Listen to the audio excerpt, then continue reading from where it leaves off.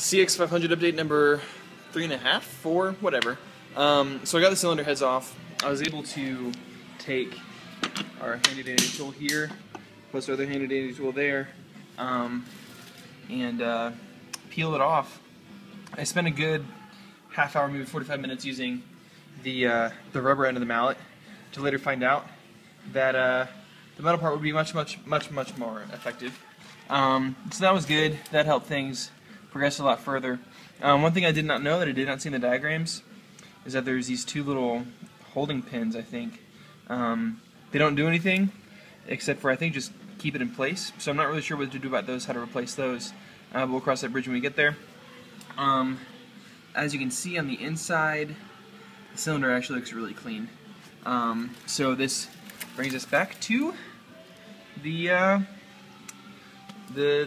cam chain. So I've got a lift positioned under the engine. I'm going to go ahead and take the engine off. So here's to progress.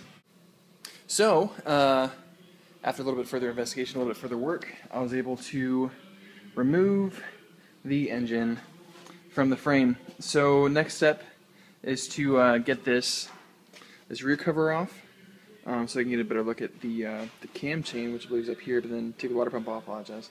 So yeah, here's what's next. Talk about interesting.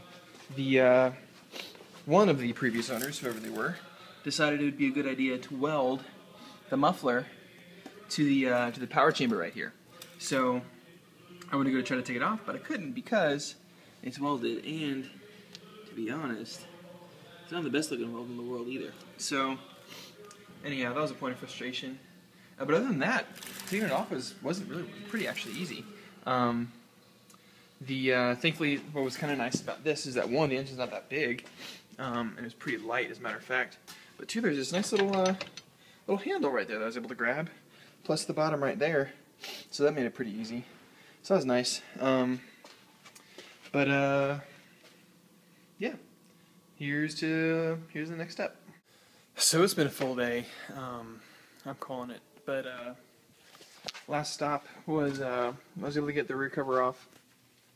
The cam chain actually looks okay up top. And one of the main things I was looking for was this spot right here to see if there'd be any wear. And there's not, because of the places of the engines that I've seen, that's where it wears down. So it looks fine there. I got one part, the first part of this thing off, but then whenever I go to spin, turn that, the entire engine just moves along with it. So I can't get enough downforce to turn the flywheel. So I need to get it off to see if there's anything going on behind it. But this makes me wonder if, in turning the crankshaft like I did before, if I reset something or if I move something out of place. I don't know. That's where we're at. And I mean, honestly, everything is looking fine except for whatever's causing that problem. So we'll see.